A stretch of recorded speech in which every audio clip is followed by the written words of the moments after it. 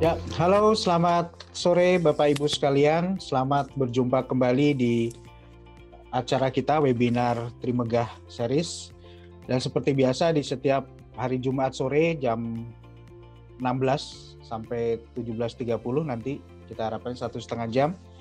Kita akan membahas tema tentang reksadana nih kalau setiap Jumat jam 4 sore. Ya.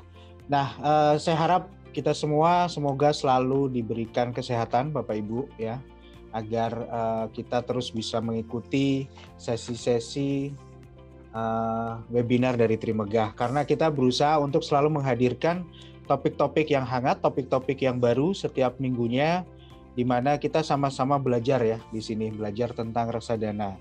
Oke, hari ini kita akan berbincang-bincang, berdiskusi tentang satu tema yang saya rasa Bapak Ibu sekalian dan mungkin saya sendiri juga bertanya-tanya, karena kita ngelihat kayaknya di awal tahun 2021 pasar saham udah langsung ngegas nih ya, naik terus gitu ya, walaupun hari ini ada koreksi, tapi kita ngelihat polanya masih bullish nih kelihatannya di awal tahun. Nah, pasti kan ada pertanyaan ya, jadi kalau polanya gini, kita invest reksadana ini bagaimana nih? Kalau kita mau beli yang mana? Kan itu kan pertanyaan paling utamanya. Kemudian saya juga sebelum memulai akan informasikan bagi Bapak Ibu yang belum follow Instagramnya Trimegah, silakan di follow @Trimegah Sekuritas, dan YouTube channel kita juga ada Trimegah Sekuritas. Nah, untuk kenapa saya sarankan untuk follow dan subscribe, karena di Instagram kita ada banyak informasi, tidak hanya tentang webinar, kita juga posting informasi-informasi dan edukasi-edukasi untuk belajar ya. Jadi biar nggak ketinggalan informasi tentang webinar juga bisa follow Instagram kita. Kemudian di YouTube channel kita juga upload video-video webinar-webinar sebelumnya Bapak Ibu. Jadi bagi yang ketinggalan, belum mengikuti yang sesi sebelumnya, silahkan bisa menonton di YouTube channel kita ya. Jadi ada banyak sekali video yang udah kita upload di situ.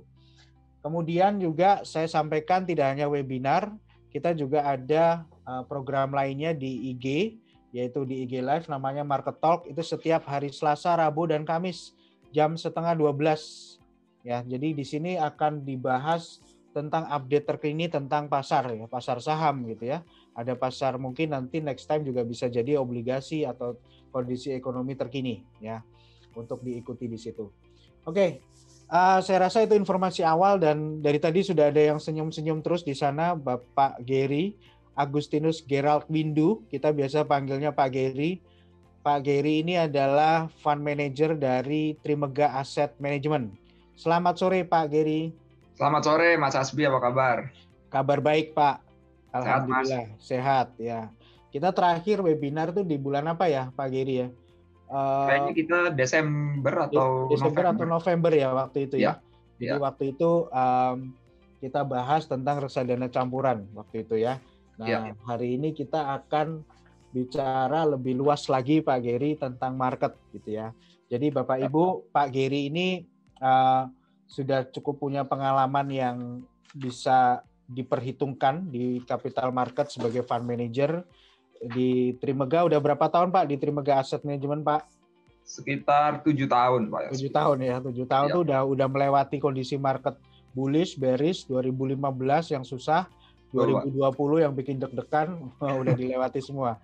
Dan istimewanya Bapak Ibu, Pak Gary ini, kalau kita pernah dengar produk campuran yang lagi jadi perbincangan cukup hangat di pasar, yaitu Trimegah Balance Absolute Strategy. Ini sosok di belakang layarnya ya Pak Gary yang mengelola ya. Jadi luar biasa tahun kemarin ya Pak, Bu, pasar saham kita lagi jatuh gitu ya. Tutup tahun tuh minus 5% kurang lebih. Reksadananya yang dikelola Pak Gary secara khusus itu ada returnnya berapa Pak? 22% ya? 22,8, betul. 22,8. Nah, makanya nanti silakan ditanyakan aja nih, apa nanti rahasianya kok bisa gitu.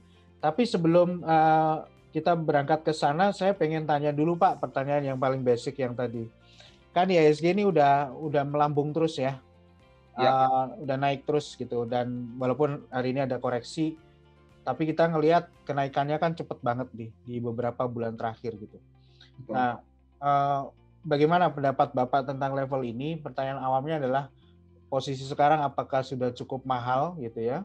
Ya. Kalaupun katakanlah masih ada upside ke depan, apakah kita akan ngelihat juga volatilitas ke depannya gitu kan? Dan pertanyaan paling utama yang sering ditujukan ke saya gini, ini saya juga punya reksadana saham gitu.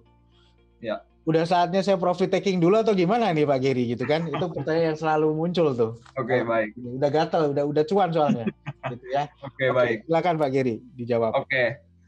Selamat sore semuanya Bapak Ibu. Terima kasih Mas Hasbi.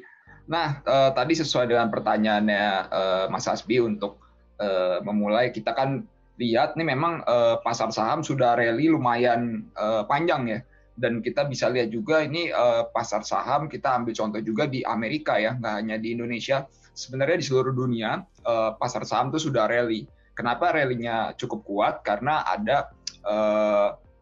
adanya recovery di setiap market. Setelah kita melihat itu waktu COVID kemarin turun banyak ya di bulan Maret.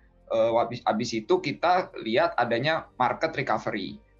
Sedangkan real economy mungkin baru recovery setelah mulai lockdown itu dibuka gitu ya. Jadi kalau kita lihat setelah adanya krisis, kita ambil ada beberapa contoh ya di sini ya. Pasar Amerika kita lihat di tahun 54, 62 dan seterusnya itu walaupun di bulan akhir tahun ya, di November Desembernya sudah mencetak return yang lumayan, Januarinya tuh masih bisa perform. Oke, jadi kita bisa lihat juga sekarang, memang Januarinya cukup perform loh. Kalau kita lihat juga di Amerika itu mungkin sekarang ya memang tidak seperform di Indonesia ya, karena mereka sudah rally lebih cepat tahun lalu. Jadi mungkin mereka sekarang sekitar range 2-4% lah. Dan kita lihat ini kan Januarinya saja. Kalau full year-nya mungkin masih bisa membukukan return yang double digit. Nah, kalau kita lihat Trimegah Asset Management di sini, kita membuat target indeks tuh di bulan November ya waktu itu ya, itu masih di 6.700 untuk base case. Tapi jangan lupa kita bisa mencapai juga boom case di 7.500. So far seperti itu kalau kita lihat ya, walaupun hari ini adanya profit taking, tentu menurut kita ini salah satu opportunity juga ya. Walaupun memang belakangan nih rally-nya kuat, mungkin ada beberapa yang juga sudah mulai take profit, tapi kita lihat tadi ya, kalau di Amerika sih seperti ini ya. Di following year-nya tuh return-nya masih double digit, seperti itu Pak Asbi. Ya, saya jadi teringat mungkin kayak tahun 2008 ya, waktu itu juga kita bicara indeks IHSG kan waktu itu sempat turun cukup dalam ya, 50% mungkin lebih, ya, 50% kurang lebih ya waktu itu ya, turun dalam, dan memang 2000 itu terjadi di 2008 ya Pak ya, 2008 dan memang 2009-nya dia rebound dan rebound-nya tembus ke atas titik sebelum turun gitu ya, jadi terus bullish gitu, mirip dengan pola yang tadi Pak. Nah, mungkin bisa dijelaskan kenapa bisa gitu ya Pak ya? Di 2008-2009 ya Pak. Atau katakanlah pola yang terjadi tadi di US gitu. Ya. Setelah krisis kok tahun berikutnya itu bullish-nya kencang banget, bahkan melebihi dari level sebelumnya gitu. Mungkin bisa diceritakan kenapa ya Pak? Oke, biasanya memang ada ekspektasi yang besar terhadap recovery yang terjadi. Apalagi kalau kita bisa melihat datanya nanti dari bulan ke bulan akan selalu menjadi lebih bagus. Jadi data mungkin dari bulan yang kita paling bottom itu harusnya bulan Maret ya, Maret 2020, itu setiap bulan menjadi lebih baik. Itu mengakibatkan orang berekspektasi ke depan itu akan terus makin menjadi lebih baik gitu ya. Oleh karena itu mungkin hal yang mungkin sangat sering terjadi adalah valuasi itu bisa mendahului dari fundamentalnya. Jadi valuasinya akan jalan lebih cepat. Nah, hal itu juga tentu bergantung dengan adanya likuiditas di pasar itu kuat atau tidak. So far sekarang likuiditasnya kan baik ya, terutama dari kalau di pasar internasional, the Fed belum mencabut bantuan likuiditas yang terus disuntikkan ke pasar. Oleh karena itu semua market mengalami rally yang cukup kuat. Jadi kita rasa di 2020 ini chance untuk fundamentalnya mulai catch up tuh mungkin akan lebih besar daripada di tahun 2020, karena 2020 kan fundamentalnya benar-benar drop seperti itu, Pak. Ya, tapi apakah katakanlah bisa nggak diartikan nih jadi kayak kalau tadi karena optimisme gitu kan ya? Ya. Tapi apakah bukan bisa diartikan jadi kayak reaksi yang berlebihan, Pak? Menurut Bapak? Atau ini so far masih normal-normal aja itu kan pertanyaannya? Oke, menarik. Itu menarik karena tentu saja kita nanti pada suatu titik kita akan kembali melihat apakah reaksi yang dibuat pasar sekarang ini sudah cukup sudah berlebihan atau masih biasa saja. Hal apa yang biasanya kita lihat nanti pada saat mulai mungkin earnings di fourth quarter itu mulai keluar ya. Biasanya itu terjadi sekitar bulan Februari sampai Maret. Nah, di situ kita bisa lihat. Di situ kita melihat nih, apakah valuasi dari saham-saham yang ada sudah terlalu tinggi atau masih sesuai dengan ekspektasi recovery yang ada. Gitu ya. Misalnya memang belum recovery full seperti performance 2019, tapi mungkin waktu itu manajemen akan memberikan tone atau guidance yang mungkin di tahun ini akan menjadi lebih baik gitu ya, 2021 dibanding 2020. Nah, itu mungkin ekspektasi orang akan sedikit lebih euforia. Tapi kalau manajemen ngasih guidance untuk mungkin kita belum bisa recovery terlalu kuat terutama di first half. Nah, itu nanti market akan bergerak di situ pada saat memang fundamentalnya mulai mengeluarkan result. Seperti itu sih. Ya, jadi artinya tetap ada pola-pola yang market juga akan menjadi lebih rasional gitu, kalau bisa boleh disimpulkan gitu, Pak ya? Betul. Terutama kalau kita lihat seminggu belakangan nih mungkin orang mulai mencari rasionalitas itu ya. Karena ada beberapa mungkin saham-saham juga yang terpressure kuat, terutama apabila kelihatan fundamentalnya agak kurang bagus ya. Atau fundamentalnya biasa saja, tapi kenaikan sahamnya sudah cukup tinggi. Nah, itu kelihatan ada beberapa pressure di saham-saham yang seperti itu. Jadi memang setelah rally itu biasanya ada namanya sanity check. Jadi ini rally-nya udah bener apa belum ya, kayak gitu. Seperti itu. Nah, nanti itu kira-kira sekitar 1-2 bulan ke depan mulai keluar lah seperti itu. Dan ini periodenya apa? Periodenya orang mulai ngecek nih. Sekarang kita bicara Januari, Februari ini periode ngecek. Jadi kelihatannya kalau Januari awal sampai sekarang memang euforia ya. Euforianya ada beberapa hal, salah satunya juga mungkin kemarin Biden habis menang, habis itu Senat dari Georgia itu dua-duanya di Demokrat. Nah, jadi ekspektasi market makin tinggi. Salah satunya kan mau keluarin stimulus besar. Wah, itu jadi euforia di mana-mana ya. Pasti mencapai juga ke Indonesia gitu ya. Nah, kalau kita lihat mungkin euforia itu sudah price in ya. Sekarang kita harus melihat juga nih ke depan ada apa lagi. Mungkin yang so far yang berita besar yang kita lihat adalah salah satunya ini mungkin distribusi vaksin. Distribusi vaksin itu menjadi penting ke depan, apakah bisa menambah atau malah mengurangi euforia yang ada seperti itu. Maksudnya gimana tuh, Pak? Menambah atau mengurangi? Dalam hal apa itu menambah, dalam hal apa mengurangi gitu? Mungkin bisa Oke, saya sedikit share tentang yang vaksin ya. Nah, jadi seperti ini. Menurut saya ini ada sebuah katalis yang mungkin seperti pedang bermata dua gitu ya. Katalisnya baik apabila distribusi vaksin ini bisa sesuai dengan target, dan katalisnya menjadi kurang baik apabila distribusi vaksin ini mungkin agak sedikit tersendat gitu ya. Jadi kalau kita lihat memang rencana vaksinasi terutama yang kita pakai di Indonesia ya, itu di awal ya first quarter itu hanya untuk nakes sama petugas publik. Jadi yang masyarakat umum nanti kita akan dapat di wave 2. Wave 2-nya tuh mulai di quarter 2. Nah, sekarang kita lihat kalau di target awal wave 2 ini harusnya kelarnya di Maret 2022. Tapi waktu itu Jokowi menginginkan ini akan harus kelar di 2021. Nah, kalau kita lihat sekarang kalau kita bandingkan dengan di US ya, di US itu pace vaksinasinya kira-kira sekarang 1 juta orang sampai 1,5 juta orang per hari. Kalau misalnya kita hitung dengan mudah, masyarakat kita 250 juta orang, harusnya kita membutuhkan 250 hari. itu dengan asumsi kita bisa secepat di US gitu ya.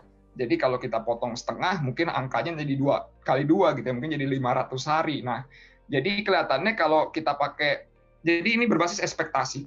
Ekspektasi kita di mana? Ekspektasi kita mau kelar tahun ini, apa bisa sampai tahun depan gitu.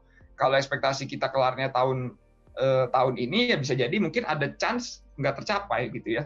Tapi kalau ekspektasi kita misalnya sampai tahun depan, ya itu memang sesuai dengan target yang awal dan mungkin menjadi lebih realistis. Seperti itu. Nah, kalau kembali ke slide Pak Gary tadi itu ada asumsi IHSG 7.100, 7.000 berapa tuh? 500 bahkan ya. 500, ya. Ada 6.700. Ya. Itu apa Pak asumsinya Pak? Sehingga Bapak bisa ada angka 7.500, 6.700. Ya. Jadi kita pakai asumsi dasar base case kita di 6.700 itu memang vaksinasinya harusnya diselesaikannya seperti yang tadi saya tunjukin, yaitu di sekitar tahun 2022 first quarter. Tapi kelihatannya apabila bisa lebih cepat, tentu akan attempt ke boom case.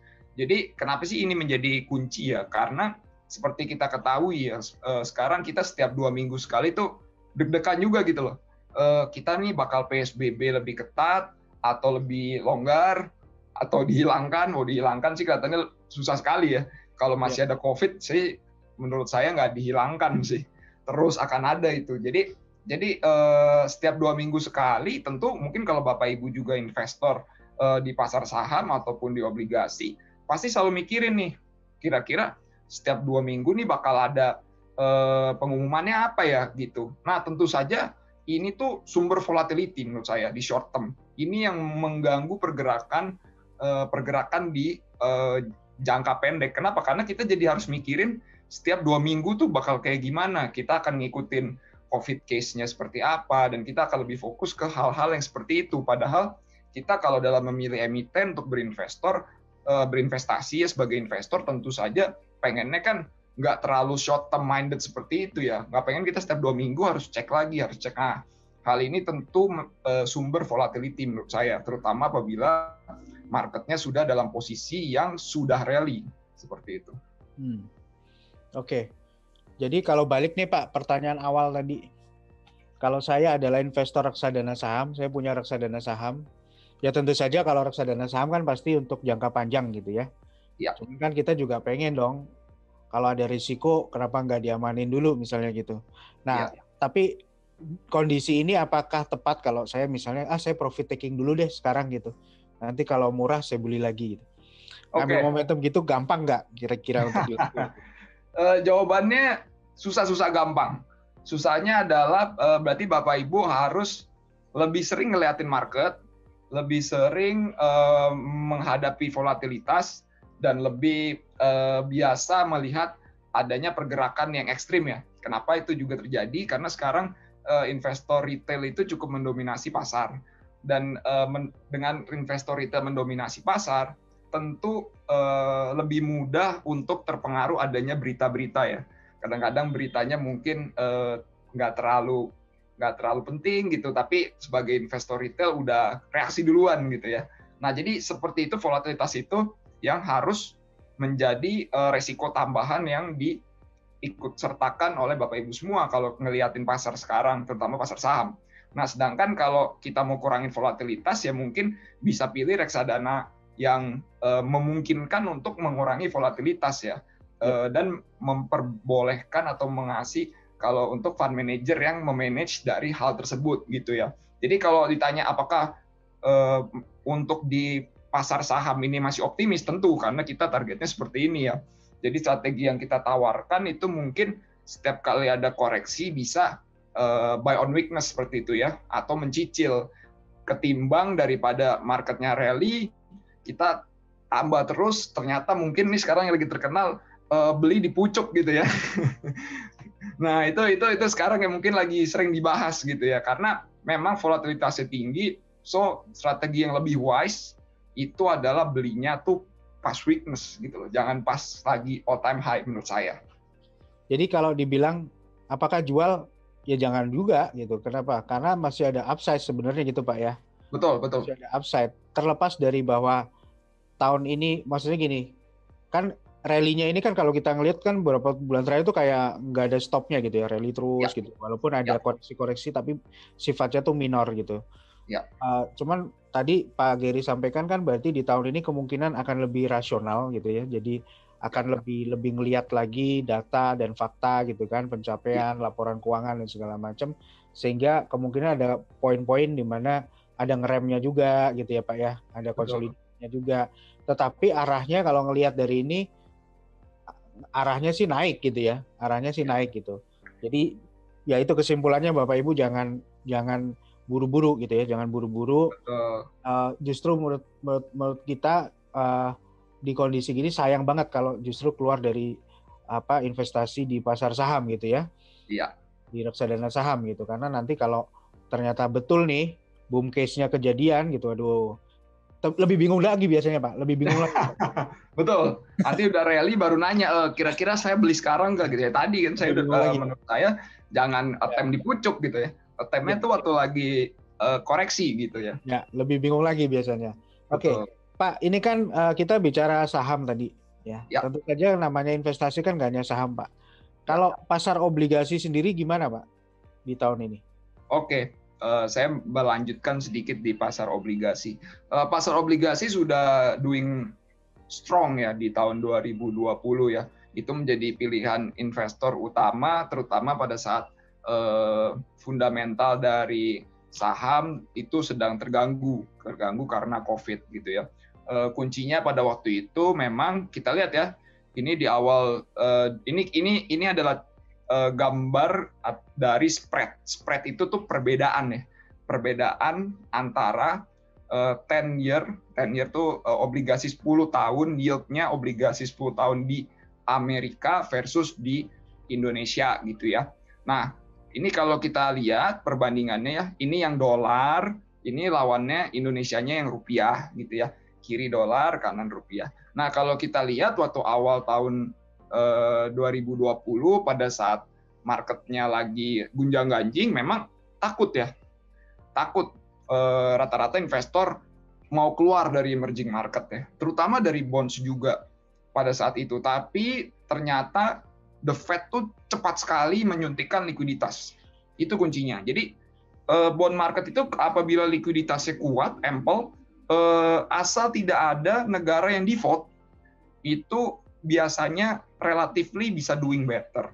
Jadi kalau kita lihat ya di sini, memang rally-nya sudah terjadi ya. Jadi kalau ini turun ke bawah, berarti kan spread-nya mengecil. Kalau spread-nya mengecil, berarti ada rally di situ. Nah, kalau kita lihat, memang rally-nya sudah terjadi tahun lalu dan quite strong ya. Quite strong sampai bisa mengurangi spread-nya ini sampai di bawah average gitu ya, di bawah mean. Berarti kan rally-nya kuat banget tuh. Sampai kalau kita lihat ya, ini average-nya kita ambil 10 tahun loh, lumayan panjang. Ini bisa turun sampai jauh di bawah average. Yang US dollar ya. Dolar lawan dolar nih. Kalau dolar lawan 10 tahun yang rupiah sekarang sedang ada di average gitu ya. Nah, karena rally yang sudah cukup kuat, kita rasa memang pasar obligasi masih menarik, tapi mungkin memiliki kekuatan untuk rally yang lebih terbatas. Kenapa? Karena recovery yang tadi ya sudah dijelaskan di awal, orang berekspektasi tentang recovery, mungkin orang mau attempt ke aset-aset yang lebih beresiko seperti di saham, dan obligasi kan mungkin lebih tidak beresiko gitu ya.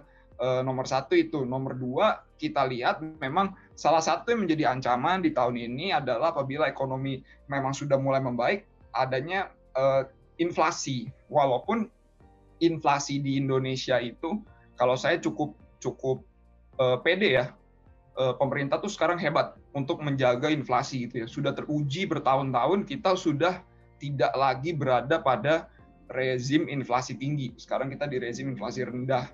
Malah kadang-kadang orang berpikir ini terlalu rendah gitu ya, karena jadi nggak ada adjustment di gaji dan segala macam ya. Itu mungkin orang berpikir, wah ini karena kan adjustment di UMR tuh pakai inflasi gitu ya.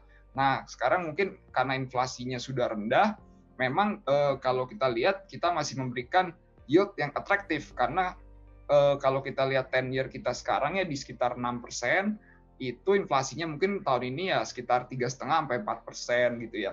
Walaupun memang mungkin lebih tinggi ya daripada tahun lalu, tapi masih positif gitu ya, real yield-nya. Nah, jadi kesimpulannya menurut saya obligasi menarik, tapi mungkin tidak sekuat rally-nya mungkin di pasar saham apabila recovery-nya terus berlanjut seperti itu. Oke, Pak Geri izinkan saya karena kita sama-sama belajar gitu ya. Ya. Jadi Bapak Ibu mungkin saya bisa bantu juga untuk beberapa yang mungkin belum catch up dengan data ini, grafik ini, bisa mungkin saya bantu jelaskan juga gitu ya. Nanti kalau kurang jelas Pak Geri bisa nambahkan. Nah, Siap. ini grafik yang sangat powerful sebenarnya Bapak Ibu untuk melihat bagaimana kondisi dari pasar obligasi kita gitu ya.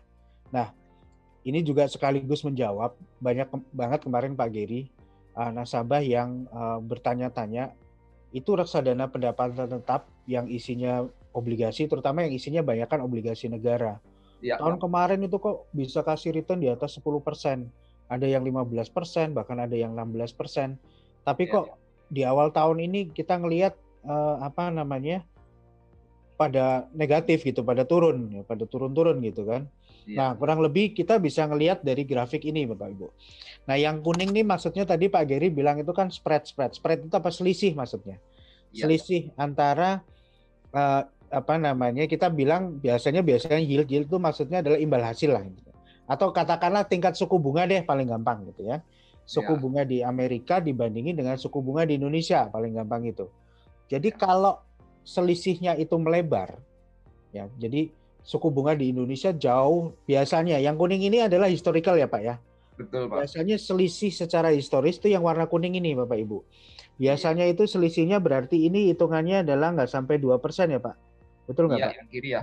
Ya 1,75 lah katakanlah secara historis. Nah, ketika katakanlah selisih suku bunganya itu, kita pakai ngomong gitu ya biar gampang ya. Ketika selisihnya itu membesar atau lebih besar dari 1,75 misalnya gitu. Misalnya seperti yang ada di awal tahun 2020 ya Pak. Ini bahkan selisihnya sampai 3% lebih. Artinya apa? Artinya kalau saya orang Amerika gitu ya. Saya lebih melihat Indonesia ini sangat menarik gitu. Kenapa? Karena suku bunganya tinggi gitu kan. Artinya kalau saya naruh di Indonesia, saya akan mendapatkan bunga yang lebih besar daripada saya taruh di obligasi di Amerika, kan gitu kasarannya. Nah, itulah yang menjelaskan Bapak Ibu, awal tahun 2020-an kemarin yang terjadi ini ya. Selisihnya itu membesar. Jadi kita dilihat sangat cantik sekali kemarin gitu. Tapi seiring berjalannya waktu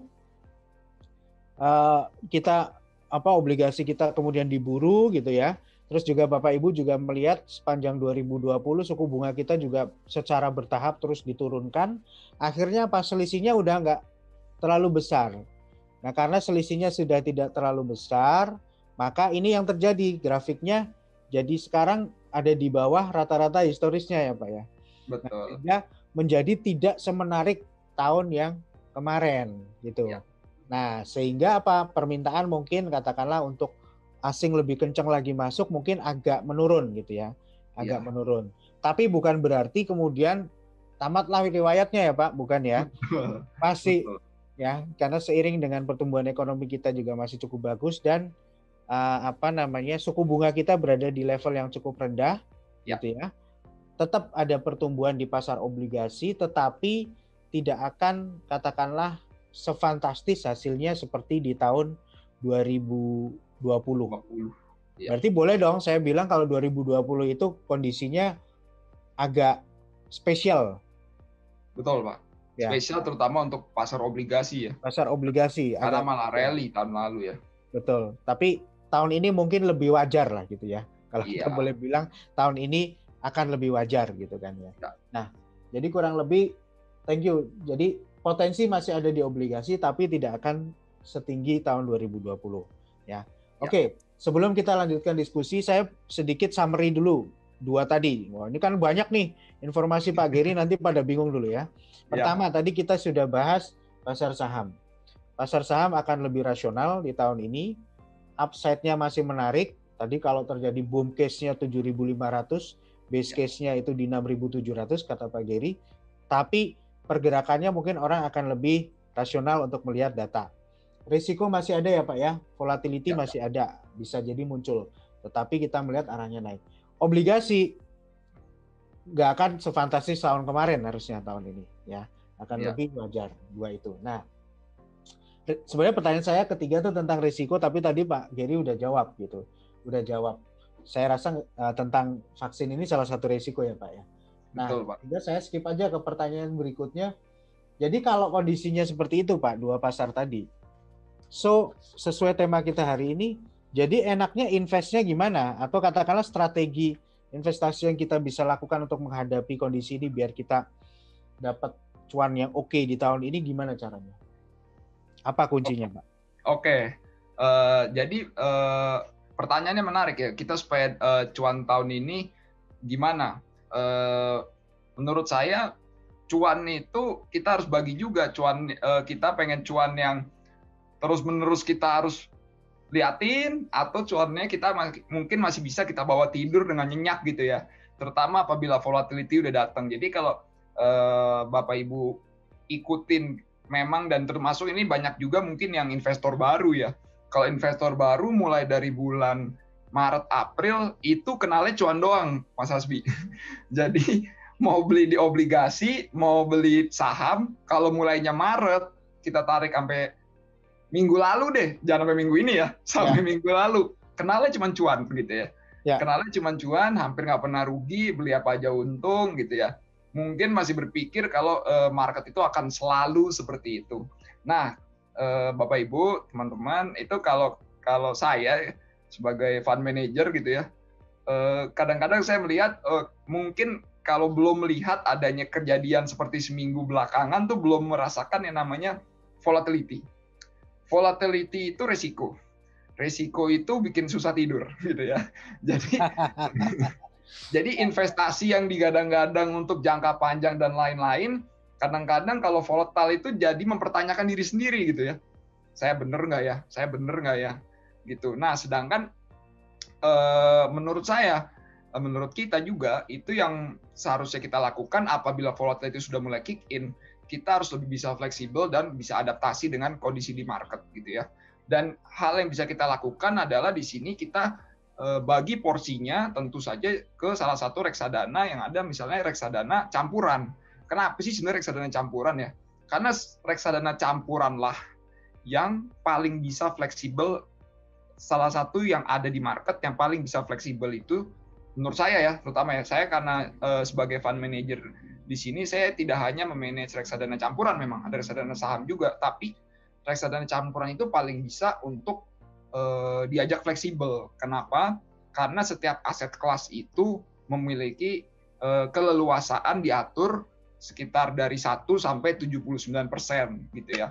Jadi saya tidak, misalnya saya ngelihat pasar saham lebih ada fluktuasi, sekarang saya bisa jadi udah bisa take profit lebih banyak dan melihat potensi nanti apabila ada rally kembali gitu ya. Nah, apabila Bapak Ibu tidak punya waktu setiap saat untuk melihat seperti itu, hal ini mungkin harus diconsider. Kenapa? Tadi saya bilang, mungkin Maret sampai minggu lalu belum merasakan tuh yang namanya fluktuasi kenceng. Sekarang mungkin belakangan udah mulai kelihatan nih namanya volatility datang gitu loh. Ya, ya mungkin kalau Bapak Ibu sekalian masih ingat gitu ya, kita di sekitar bulan tahun kemarin ya, dari bulan Juli, Juni, Juli, Agustus sampai dengan sebelum akhir tahun itu kita masih sangat rekomen untuk selalu masuk reksadana sahamnya digedein gitu waktu itu. Kenapa? Ya karena kita melihat waktu itu kan baru awal-awal recovery ya. Baru awal recovery. Saya bohong kalau saya bilang masuknya suruh bulan Maret gitu. Susah banget waktu itu bulan Maret. Susah banget, betul. Susah banget. Kenapa? Karena ya kita nggak pernah tahu bottomnya di berapa kan gitu kan ya. Semua masih ketakutan dan memang nggak salah juga waktu recover kita beli waktu itu reksadana saham. Nah sekarang kita berpikir nih Bapak Ibu gitu, setelah katakanlah rally yang cukup panjang ini pastikan walaupun upside-nya masih ada, tapi kita sadar bahwa semuanya ketika tahun ini kan rasanya kan bukan hanya tahun optimisme semata ya, bukan hanya masalah kita optimis sih, tapi juga tahun-tahun pembuktian apakah optimisme kita akan vaksin itu terdeliver dengan bagus, kemudian pemulihan ekonomi itu terjadi. Itu kan data-data yang saya rasa harus dibuktikan gitu ya Pak Geri ya. Bagaimana kinerja emiten dan segala macam. Sehingga uncertainty atau katakanlah tadi bahasanya Pak Geri, volatilitas itu kemungkinan juga meningkat gitu ya dibanding katakanlah beberapa bulan kemarin waktu rally besar. Nah, sehingga flexibility dan adaptability ya itu menjadi faktor kunci. Makanya reksadana campuran itu yang kita dari Trimegah Sekuritas selaku agen penjual reksadana Bapak Ibu sekalian terus mengkampanyekan. Ya, kita sangat confidence, kita sangat pede untuk mengkampanyekan reksadana campuran di tahun ini. Kenapa ya? Karena menurut kami ini adalah yang sangat pas dengan kondisinya. Tadi dibilang obligasi pasar obligasi mungkin ada tekanan di jangka pendeknya. It's okay, mungkin Pak Geri bisa katakanlah ambil momentum juga ketika terjadi koreksi di obligasi itu justru waktunya untuk beli gitu kan. Sahamnya udah mulai ada tadi ya, mulai pada mengevaluasi nunggu data dulu. Ya sudah, nanti coba di rolling sahamnya atau katakanlah disimpan dulu di cash atau katakanlah nanti. Nah, itu flexibility itu memang menjadi suatu kelebihan yang dimiliki oleh reksadana campuran. Kalau reksadana lain mungkin lebih kaku ya. Saham ya harus 80% di saham. Pendapatan tetap harus 80% minimal di obligasi. Kalau campuran lebih fleksibel. Tentu saja ini bukan berarti reksadana sahamnya dijual semua terus beli campuran. Enggak. Tetap namanya Pak Geri, sehebat-hebatnya Pak Geri mengelola reksadana, Pak Geri tidak bisa katakanlah meramalkan dengan pasti besok indeks itu keberapa. Sehingga diversifikasi, membagi investasi itu perlu dilakukan. Oke, karena Pak Geri kita sudah bicara tentang campuran dan kebetulan Pak Geri juga di awal tadi saya bilang ini adalah tokoh yang lagi dibicarakan di pasar modal karena reksadana Bastranya sangat fenomenal. Pak, tolong jelaskan ke kami Pak, ini Bastra diapain kok returnnya gila banget Pak tahun kemarin gitu ya, bagus banget gitu. Silakan Pak, mungkin bisa dijelaskan tentang Bastra. Oke. Jadi saya sedikit menjelaskan tentang reksadana yang menurut saya unik ya, unik. Jadi kalau Bapak Ibu ingat namanya ya, reksadana Trimegah Balance Absolute Strategy. Jadi strategi yang kita tawarkan di sini adalah strategi yang berbeda. Ini strategi yang absolut. Strategi yang absolut itu kita mencoba mengalahkan benchmark kita. Jadi kalau Bapak Ibu lihat benchmarknya di sini unik ya, benchmarknya aja unik gitu ya. Apa sih benchmarknya? Garis lurus. Garis lurus. Kenapa disebut garis lurus? Karena benchmark ini adalah deposito 6 bulan rata-rata yang ada di Bloomberg ya. Kita netkan dulu ya, karena kan ada pajaknya itu sekitar 20%.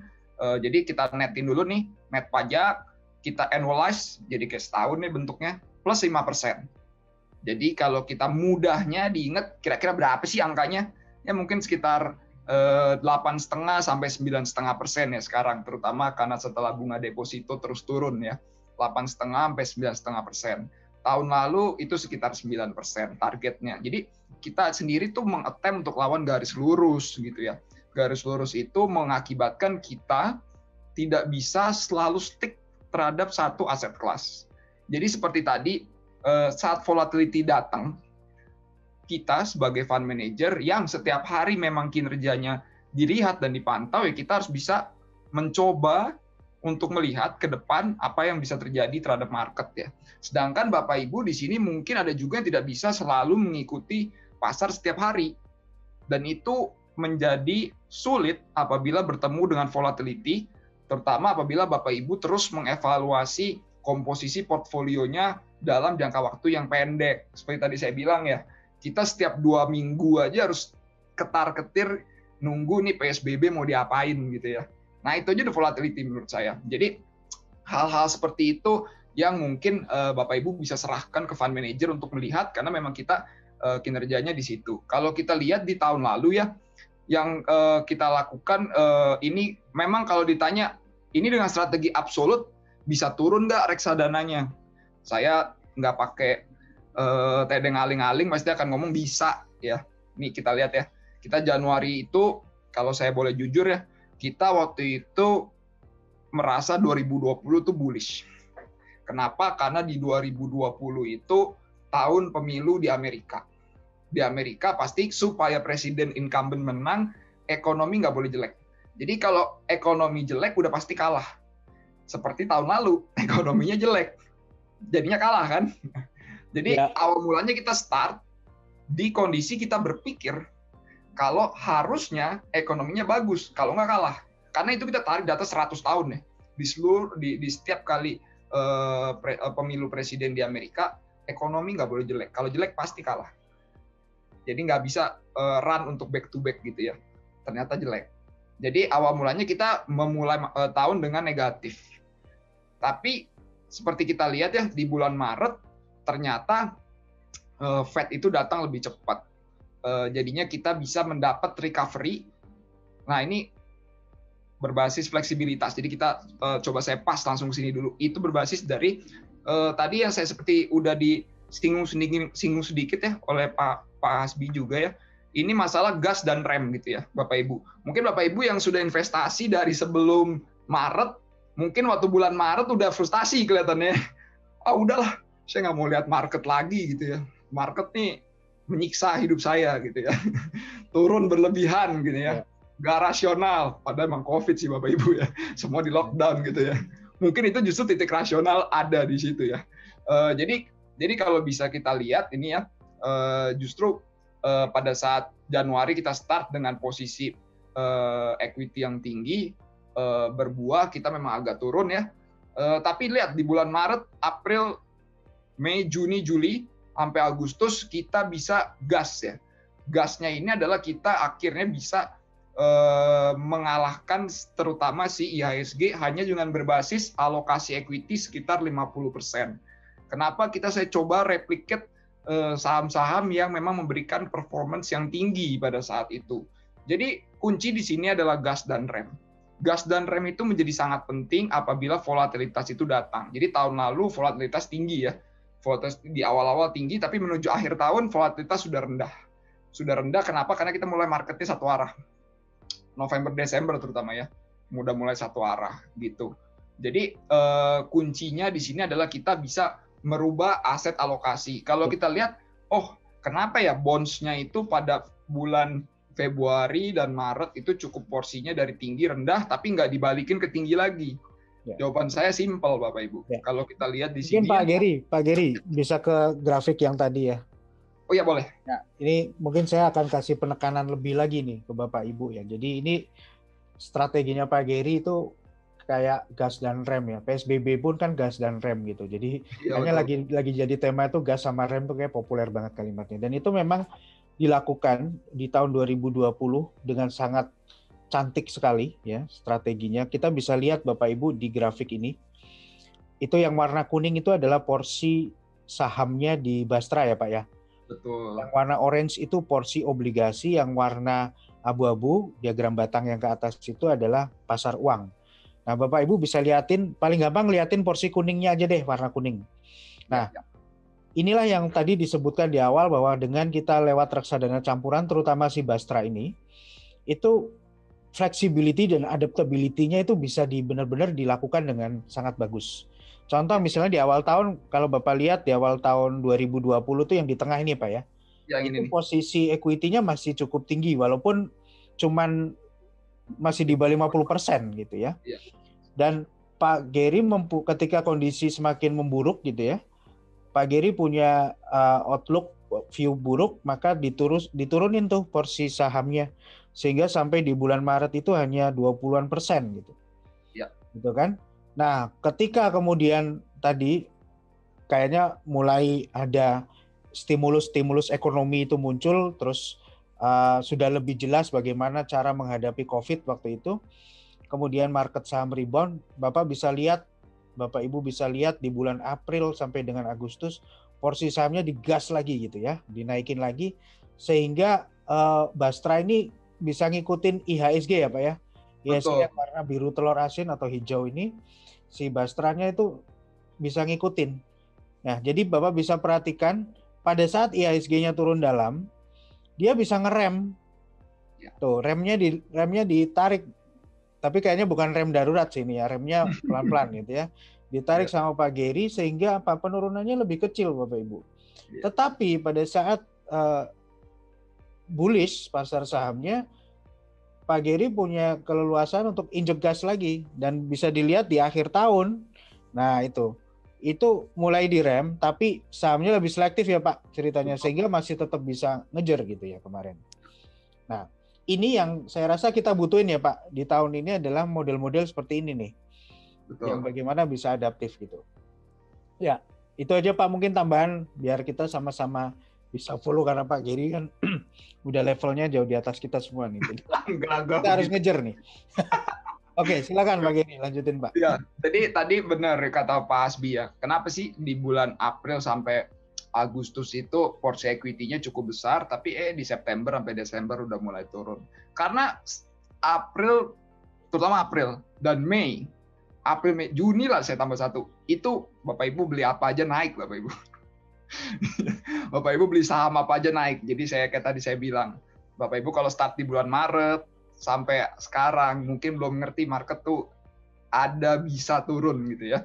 Jadi kelihatan tuh di bulan April sampai ini naik semuanya gitu ya.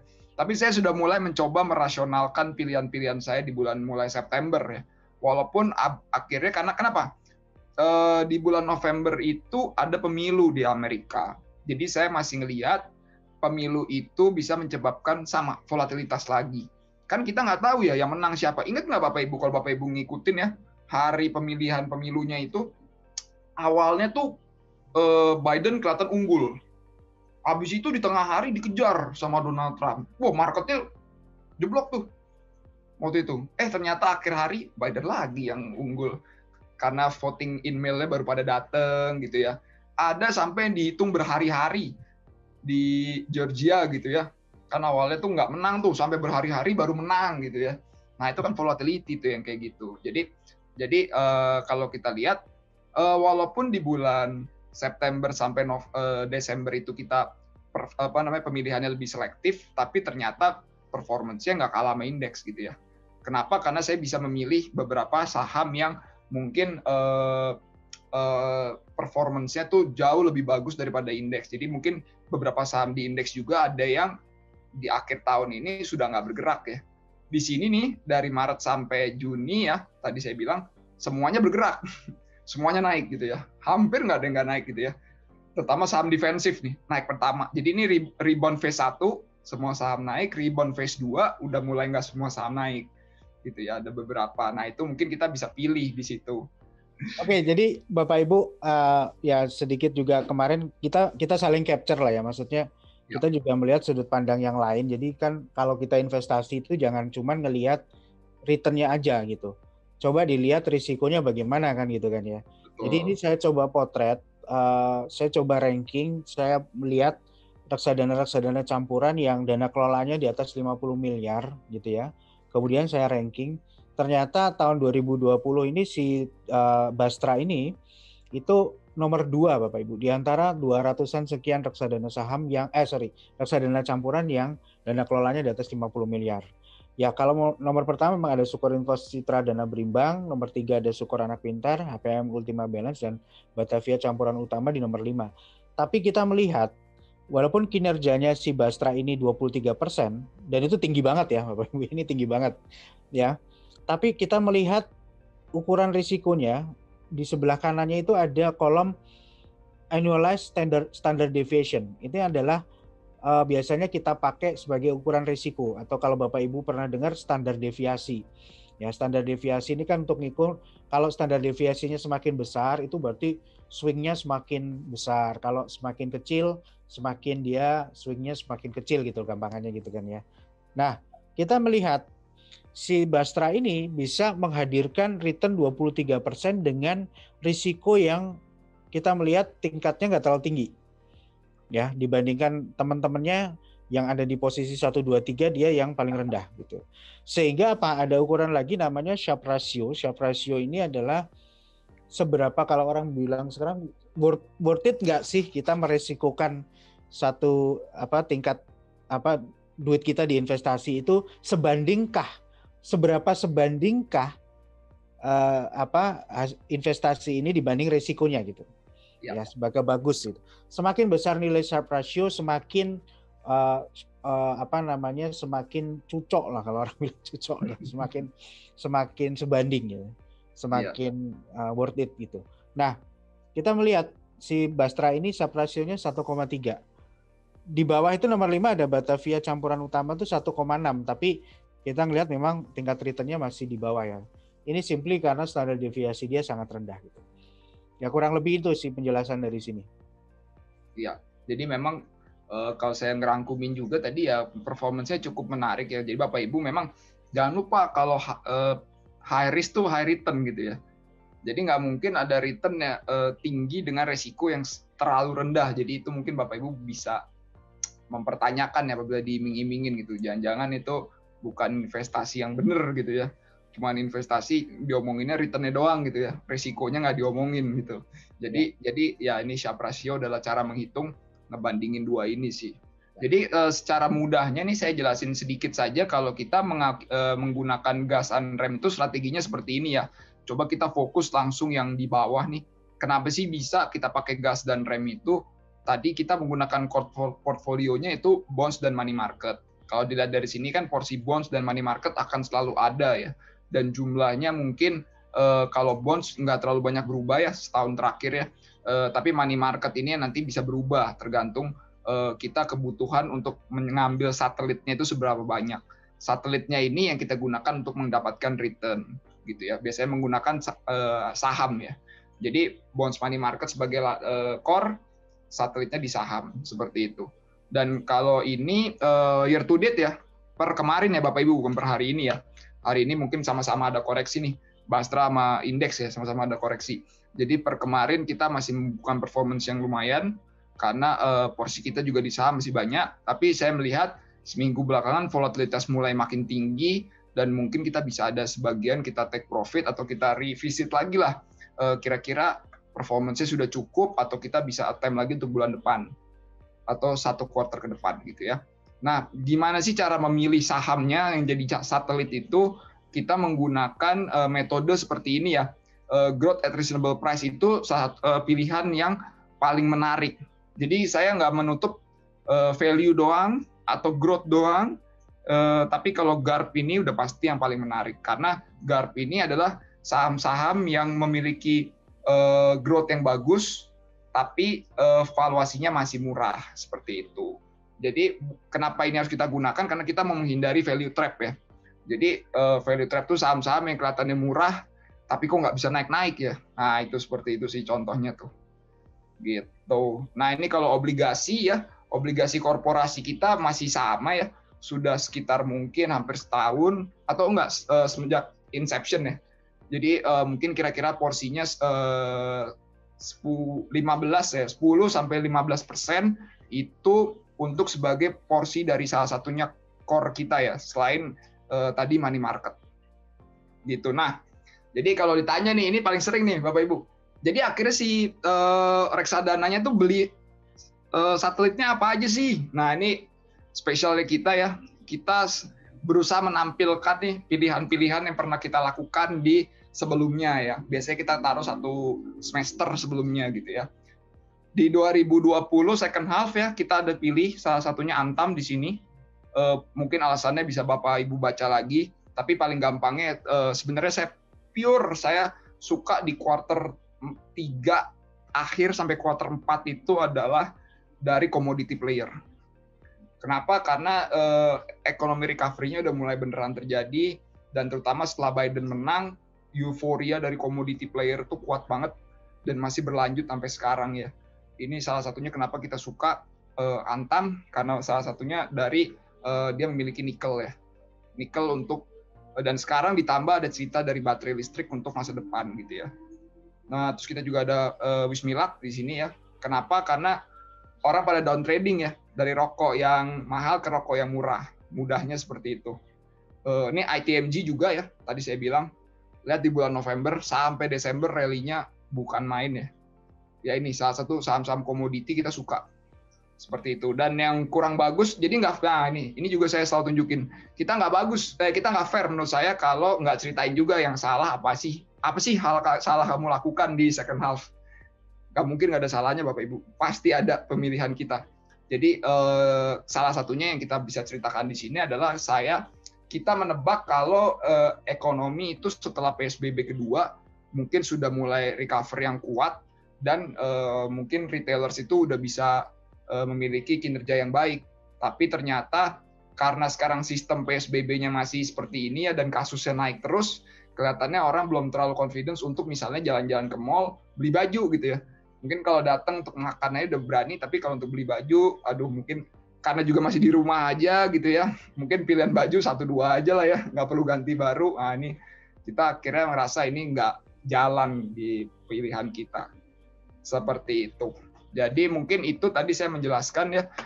Selanjutnya mungkin lanjut ke Q&A sama Mas Asbi. Ya, thank you Pak Gary. Ini sudah banyak yang masuk, beberapa pertanyaan. Itulah tadi pemaparan dari Pak Gary.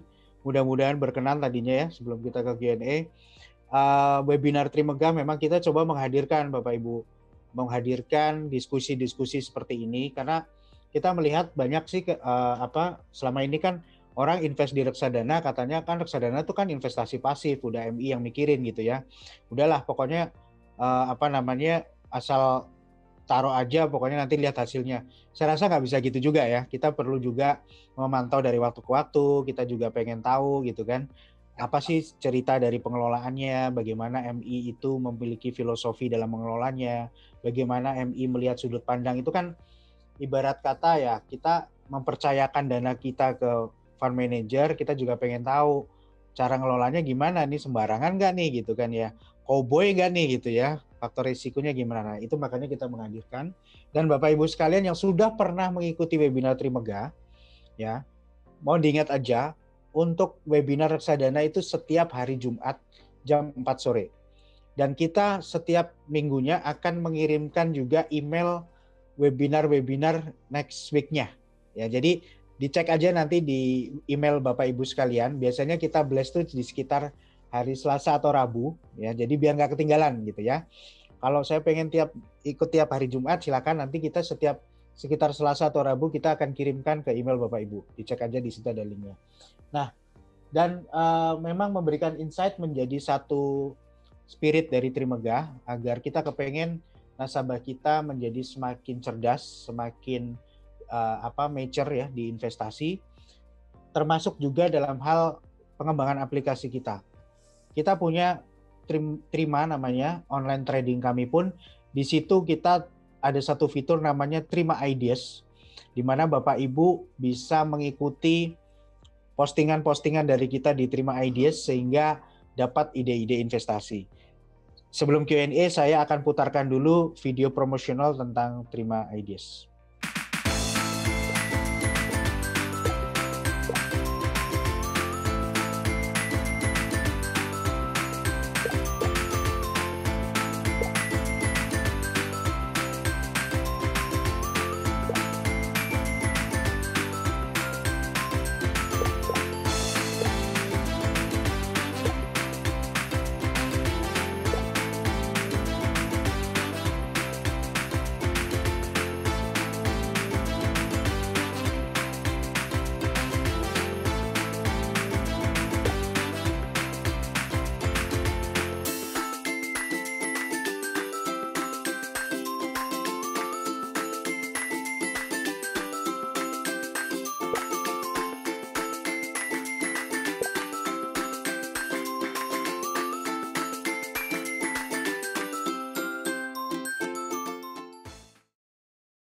Itu tadi Trima Ideas. Sekarang kita langsung ke Q&A ya.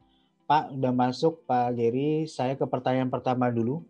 Ya. Dari Pak Willy Andrianto. Ya. Selamat sore. Saya Pak Willy dari Malang. Saya sudah menerapkan portfolio rebalancing. Nah, ini pakai metode portfolio rebalancing, Pak. Porsi saya adalah equity fund dan bond fund itu 50-50. Kalau saya harus beli Bastra, jadi porsi balance-nya gimana, Pak? Kan tadi cuma equity sama bond. Nah, ini secara metode portfolio rebalancing gimana? Oke, terima kasih ya tadi Pak Willy ya dari Malang. Ya, terima kasih Pak, pertanyaannya bagus. Menurut saya ini pertanyaan berarti investor yang udah lumayan mengerti lah kalau kita tuh jangan taruh semua tuh di satu aset saja. Benar Pak, saya setuju itu. Jadi kita memang harus bagi. Nah, menurut saya tentu saja kita balik lagi Pak. Kita balik lagi tujuannya apa Pak? Jadi kalau tujuan Bapak ini untuk rebalancing itu melakukan apa gitu. Misalnya ke depan ada tujuan yang ingin Bapak capai gitu ya. Kalau Bapak ingin mencapai sebuah tujuan, misalnya saya contoh ya, misalnya saya ingin punya uang untuk DP rumah gitu ya. Tentu saja Bapak harus hitung kembali apakah performance dari portfolio Bapak ke depan, misalnya dalam jangka waktu 5 tahun itu bisa mencapai tujuan tersebut gitu ya. Jadi Bapak mungkin bisa pakai pendekatan berapa sih estimasi return Bapak terhadap reksadana yang saham, berapa reksadana yang tadi bonds gitu ya.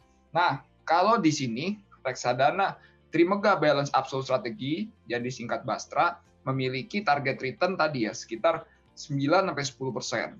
Jadi Bapak harus lihat 9-10% ini cukup nggak Pak untuk mencapai tujuan Bapak. Tapi perlu saya garis bawahi ya, apabila reksadana sudah mencapai target, misalnya 9-10%, ini year to date udah lumayan sih. Mungkin sekitar tadi 8, ya mungkin hari ini turun lah ya.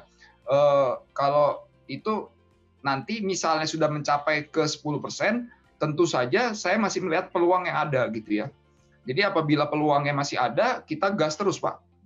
Jadi ini saya kasih contoh sedikit ya, supaya Bapak Ibu ini juga nggak terlalu bingung gitu ya. Jadi ini contoh yang menarik ya. Sebentar. Sini.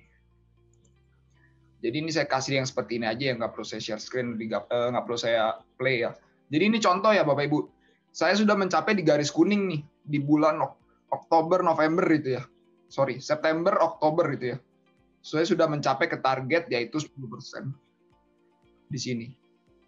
Tapi kita lihat masih ada potensi market bisa rally di akhir tahun. Yang kita lakukan adalah kita tetap ambil opportunity itu untuk memberikan excess atau kelebihan return kepada investor gitu ya. Hal ini yang saya lakukan. Jadi kita apabila kita tahu ada potensi, tentu kita nggak tahan ya di situ ya.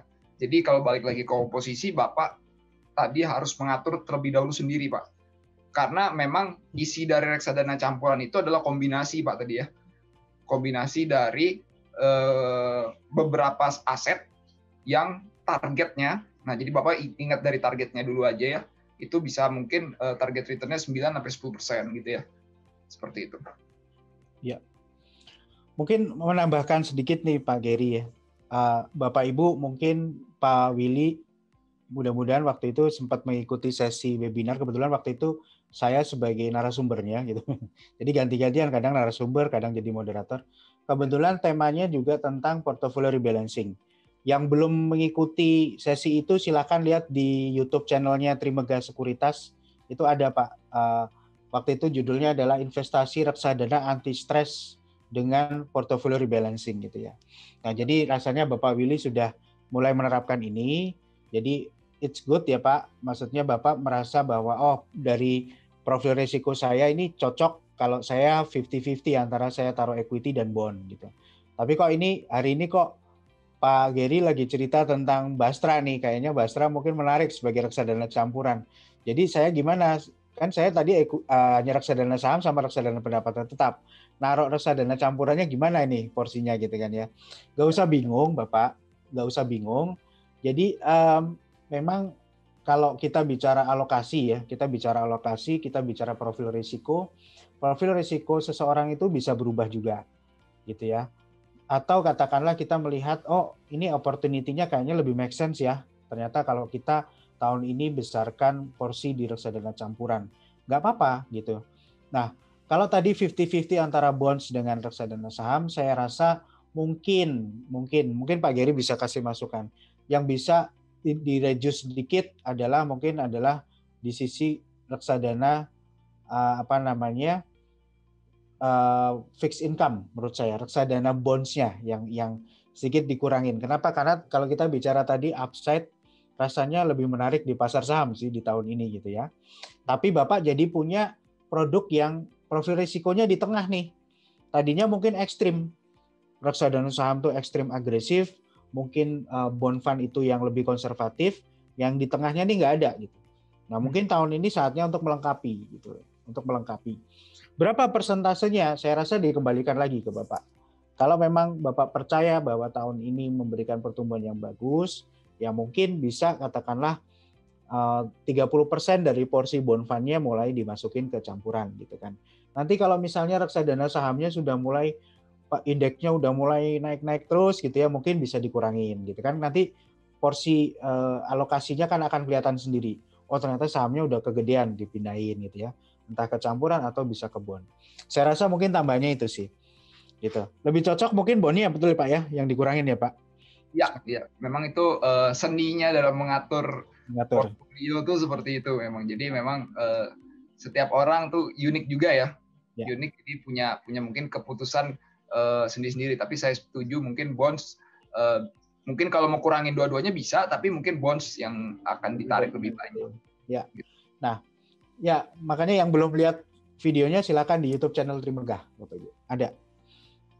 Oke, kemudian Pak Dewono ini tentang strategi Bastra tadi kita sudah jawab ya Pak. Semoga maksudnya sudah dijelaskan. Semoga tadi bisa menjawab pertanyaan ini. Nah ini dari Pak Hardi. Ini ada nanya sedikit tentang saham boleh ya Pak ya? Boleh. Sore Pak Geri, bagaimana pandangannya mengenai saham-saham terkait mobil listrik yang lagi naik gila-gilaan? Apakah nantinya akan bubble Pak? Oke, pertanyaan bagus. Menurut saya nanti sanity check-nya atau cek dari kebabelan atau nggak bubble ini nanti pada saat adanya earnings ya. Jadi kalau misalnya di luar negeri Tesla kalau kita lihat pada saat earning season, kalau mereka nanti performance di earning season bisa beat ekspektasi, ya mungkin terus naik. Jadi kalau tidak bisa beat ekspektasi yang ada di market, mungkin ada koreksi. Jadi seperti itu simpelnya, bubble atau enggak tuh biasanya sanity check-nya dari situ. Nanti kita lihat aja pada saat lagi ada result gitu ya. Mudahnya seperti itu. Jadi kalau Bapak sendiri mungkin punya saham tersebut dan sudah nggak nyaman, ya mungkin bisa disiplin untuk take profit. Tapi kalau ngerasa kayak ini mungkin masih bisa naik lagi ya Bapak boleh tahan aja gitu ya. Jadi sanity check tuh biasanya pas result keluar nanti.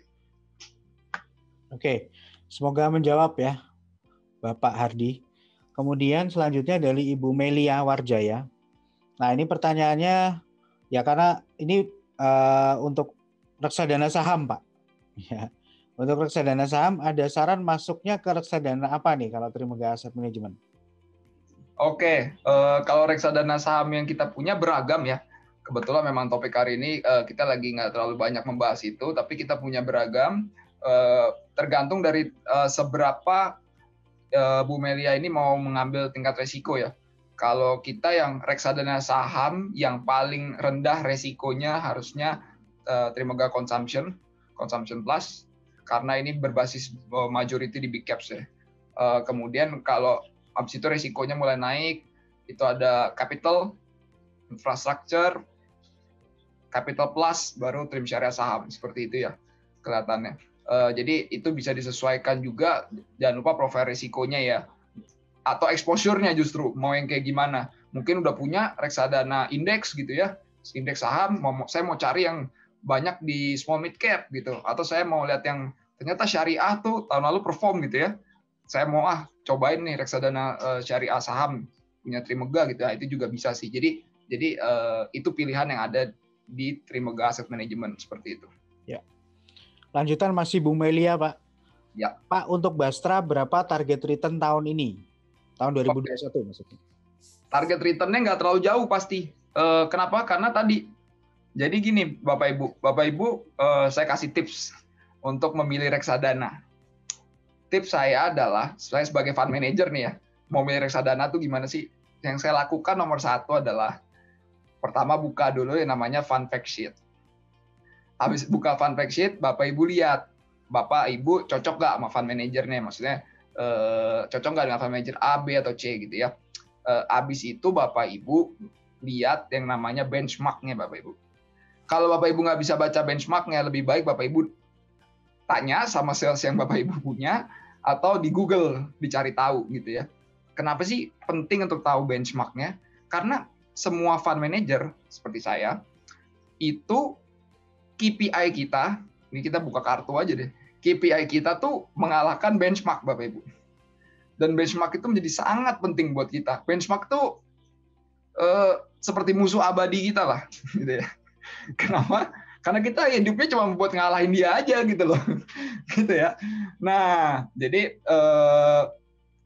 pertama buka benchmarknya, benchmark itu penting. Kalau Bapak Ibu cocok sama benchmarknya, oh saya mau nih punya exposure kayak benchmark ini gitu ya. Itu Bapak Ibu pilih. Nah, kalau Bastra itu target return-nya apa? Benchmark kita adalah tadi, saya ulangi ya, jelasinnya agak panjang, tapi saya ntar kasih mudahnya.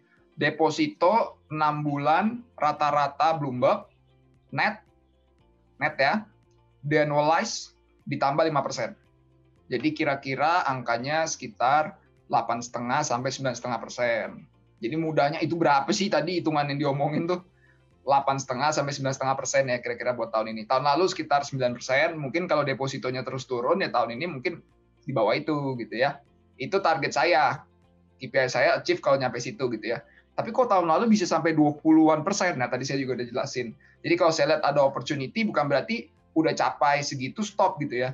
Kayak bulan ini mungkin kita udah 6 sampai 8%, bukan berarti bulan depan kita nggak bisa dapat 10% lagi gitu ya. Ya kalau marketnya masih bisa memberikan opportunity seperti itu, saya pasti tidak akan stop untuk memberikan return yang lebih. Seperti itu. Ya, masih ada peluang, kenapa nggak digas aja gitu ya. Tapi kalau ada resiko gitu. Ya, jadi itu kurang lebih mudah-mudahan menjawab Ibu Melia. Pertanyaan berikutnya adalah, oh ini Pak Willy ada pertanyaan tentang kodenya Bastra di Bloomberg apa? Mungkin nanti, nggak tahu Pak Gary apal nggak Pak? Kita get back ya, saya juga lupa. Get back ya. Nanti juga lupa ini kita get back. Mungkin by email Pak, kita cek dulu juga karena tidak lagi melihat Bloomberg. Ya.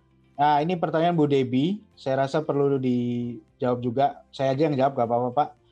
Pertanyaannya adalah Bastra itu apa? Nah ini mungkin Bastra ini adalah singkatan dari reksadana campuran Trimegah Balance Absolute Strategy namanya. Karena kepanjangan kita biasa singkatnya dengan Bastra Bapak Ibu. Ya. Bastra. Nama resminya adalah Trimegah Balance Absolute Strategy. Gitu. Dalam kurung Bastra. Kemudian ini ada Bapak Alfian Dimas Ahsanul Rizky Ahmad. Cukup panjang ya nama beliau. Izin bertanya Pak. Ya. Saya baru di dunia saham. Saya ingin bertanya, bagaimana ya caranya membedakan reksadana campuran dan reksadana saham atau yang sejenisnya begitu? Terima kasih. Oke. Tadi saya kebetulan ada yang membisiki nih di kode Bloomberg-nya Trimbas ya. Trimbas nanti mungkin bisa dicek ya. Saya juga belum cek lagi ke Bloomberg, tapi kalau nanti ada perubahan kita akan kasih di email. Tapi mungkin kalau udah penasaran banget nih apa sih gitu ya. Saya lagi depan Bloomberg gitu. Ya. Trimbas dicoba ya. Kemudian tadi membedakannya ya. Tadi saya udah kasih tips sedikit. Jangan lupa Bapak Ibu kalau beli reksadana nomor 1 dilihat adalah fund fact sheet. Kalau di fund fact sheet nanti di atas sudah ada tulisannya, Bapak, dia reksadana apa tipenya, langsung kelihatan.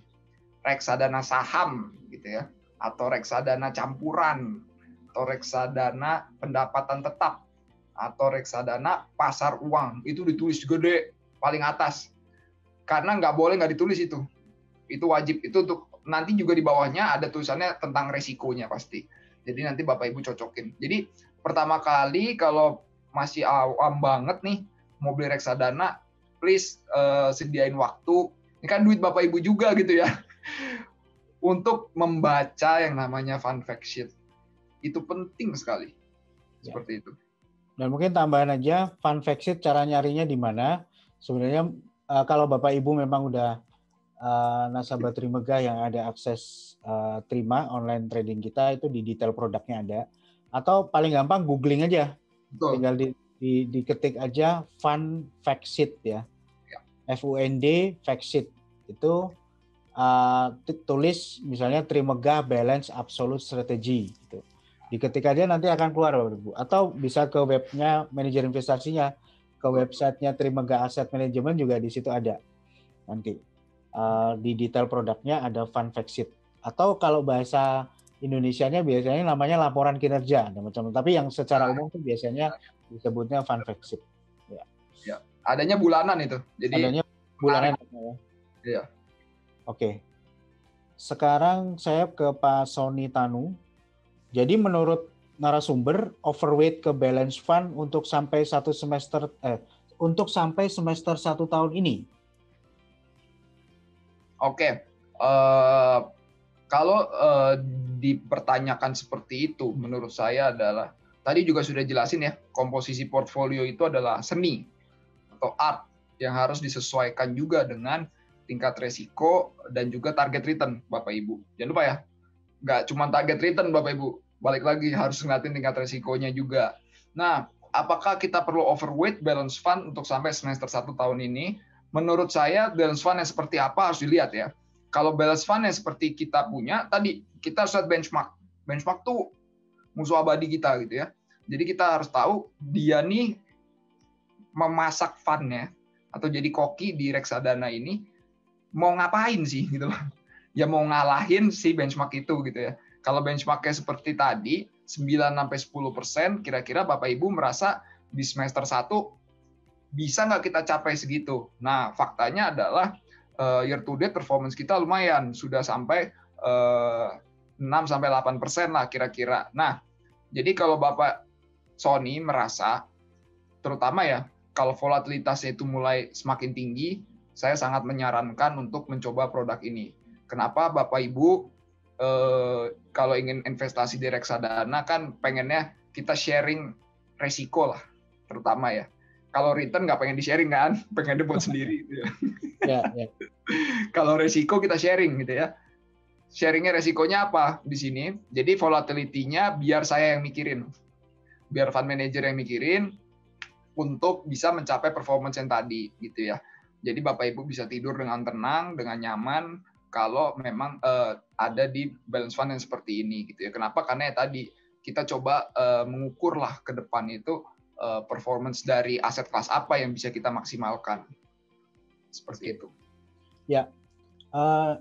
Selanjutnya saya lanjutkan, kita masih ada waktu ya. Boleh. Kita teruskan dari Pak Suhendro. Pak, slide tentang placement di saham proporsinya apa saja bisa ditampilkan ulang, Pak? Untuk Bastra ini. Oke. Tadi saya mungkin tampilkan ini ya. Saya tampilin aja lah ya. Ya. Mungkin yang tadi ya, terakhir mungkin Pak ya. Atau yang awal. Iya. Yang kayak gini ya. Jadi ini biasanya kita bisa nampilin seperti ini, Bapak Ibu, porsi dari ini. Jadi jangan ragu-ragu untuk baca fund fact sheet ya. Di fund fact sheet itu datanya lebih lumayan lengkap. Saya bisa share juga sih di sini fund fact sheet-nya, cuman nanti coba ya. Ini data yang tidak selalu diupdate. Ini data yang nggak selalu diupdate. Kenapa? Karena kita cuma kasih satu half ke belakang. Dan isinya tuh bukan cuma ini, Bapak Ibu. Ya, ini salah satu pilihan-pilihan kita, isinya nggak cuma ini. Jadi kalau saya sharing yang lain ya, Bapak Ibu ya. Nah, fund fact sheet-nya Bastra tuh nanti seperti ini. Jadi Bapak Ibu, ini tadi saya bilang ya, nomor 1, cek nih dia musuh abadinya apa nih? Pembanding, KPI-nya apa? KPI-nya ini. Kemudian, nah ini top holding bisa dilihat. Jadi yang tadi ya, saya jelaskan ulang. Pertama cek ininya dulu, musuh abadinya apa nih? Maksudnya KPI kita apa?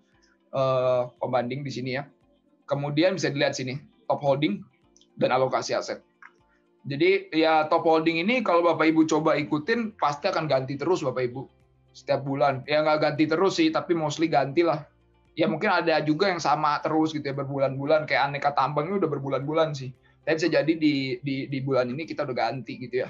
Jadi bisa jadi tadi kita kalau nunjukin yang tadi bukan berarti isinya itu doang ya Bapak Ibu ya. Jangan lupa reksadana tuh maksimal cuma boleh 10% per nama emiten gitu ya, per satu emiten gitu. Jadi pasti ada diversifikasinya gitu ya. Dan sekarang holding itu kita kasih top 10 nggak top 5. Jadi bisa lihat lebih banyak di sini. Ini contoh bulan Desember ya. seperti ini. Bulan Januari kayak gimana nanti ditunggu akhir bulannya. Seperti itu. Oke, ini pertanyaannya Pak. Untuk mempertegas aja sih, mungkin tadi udah dijelaskan, tapi saya pengen tanyakan lagi. Ini namanya dari Pak Andrian Nasution. Sorry Pak Gary, tadi sore Pak Gary, bukan sorry. Sore Pak Gary, tadi disebutkan untuk target dari Bastra adalah mengalahkan benchmark 10%. Namun saat ini year to date atau dari posisi awal tahun 2021 sampai dengan tanggal hari ini ya, 2021 kemarin ya, sudah 8,9%, Pak. Ya. Apakah masih ada potensi upside untuk target tahun ini? Karena ini kan masih awal tahun. Ya. Bapak target 10% tapi udah 8,9 kecapai, Pak. Gimana tuh? Pertanyaan sangat menarik. Jadi kalau mau lihat ya, ini kita langsung kasih lihat faktanya aja nih Pak Hasbi. Karena kadang kan suka nanya, bener nggak sih bisa gitu ya? Mungkin nggak jangan-jangan udah segitu udah selesai gitu ya? Ini contohnya Bapak Ibu. Contohnya adalah di mana fund Bastra, Trimegah Best Strategi, kita ambil dari 2020 aja ya. Saya start di sini, saya kalah dulu nih sama benchmark. Kemudian lihat deh Bapak Ibu, di September, Oktober, November nih saya udah di benchmark loh. Udah sama. Udah 10% itu saya dapat. Yang saya lakukan adalah saya melihat waktu setelah Biden menang potensi besar untuk rally. Besar sekali potensi terutama di saham. Kenapa? Itu berubah pola pikir dari US sentris menjadi nggak US sentris lagi.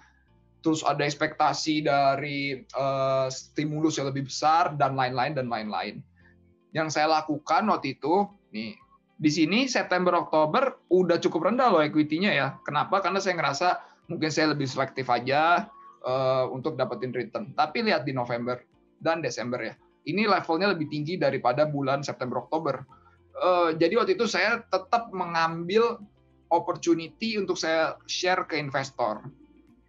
Waktu itu jujur saya nggak merasa bisa dapat sebegitu besar. Kenapa? Kita target akhir tahun kita tuh indeks cuma di 57 sampai 58 kalau saya nggak salah ya 2020.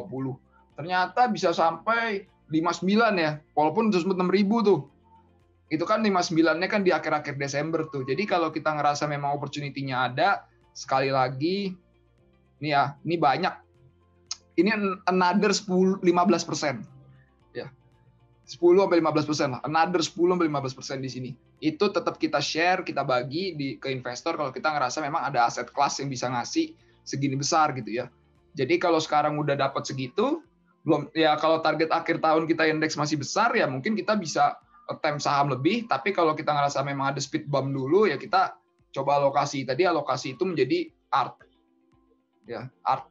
Jadi kita bisa melihat potensi kalau di sini tentu masih kita akan share apabila terutama kalau indeksnya bisa nyampe ke boom case ya 7.500 itu masih jauh sih. Masih jauh sih dan saya biasanya melakukan replikasi performance dari indeks itu tidak perlu menggunakan 100% bobot. Dengan 50% bobot aja kita biasanya bisa untuk melakukan replikasi performance indeks saham. Seperti itu. Oke. Terima kasih Pak Gary. Tadi Q&A-nya sudah cukup panjang lebar. Bapak Ibu, sebelum saya tutup mungkin saya informasikan saja. Tadi banyak juga yang nanya sebenarnya gimana nih kalau yang belum punya rekening di Trimegah cara bukanya gitu ya. Kita sudah bisa dilakukan secara online. Silakan bisa mengakses ke www.trima.trimegah.id atau kalau bagi Bapak Ibu yang aduh saya pengennya ada marketingnya gitu ya. Saya pengen dipandu oleh orang gitu, ada sales kita. Bisa juga menghubungi cabang-cabang terdekat kami gitu ya. Kemudian kita juga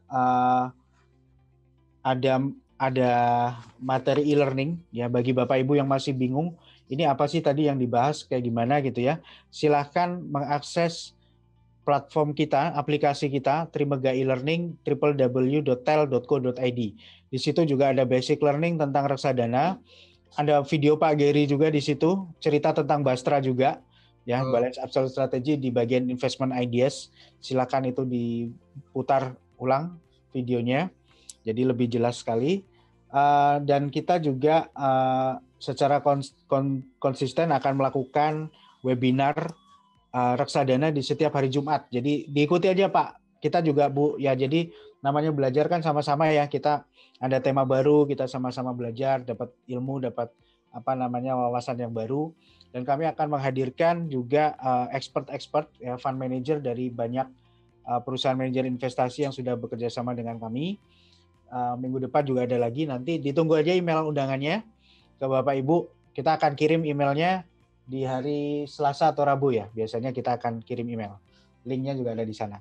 Oke, saya rasa itu saya tidak perlu banyak menyimpulkan karena tadi sudah berulang-ulang disimpulkan. Kesimpulan paling utama adalah silakan dilirik bastranya kalau pengen di tahun ini berinvestasi secara lebih optimal, bisa melakukan diversifikasi ke Trimegah Balance Absolute Strategy atau Bastra. Sampai di sini dulu Bapak Ibu sekalian perjumpaan kita di sore hari ini. Terima kasih, mohon maaf kalau ada kekurangan dan kesalahan dalam kami berkata-kata dan menyampaikan webinar di sore hari ini. Tetap semangat dan sehat selalu Bapak Ibu. Selamat sore.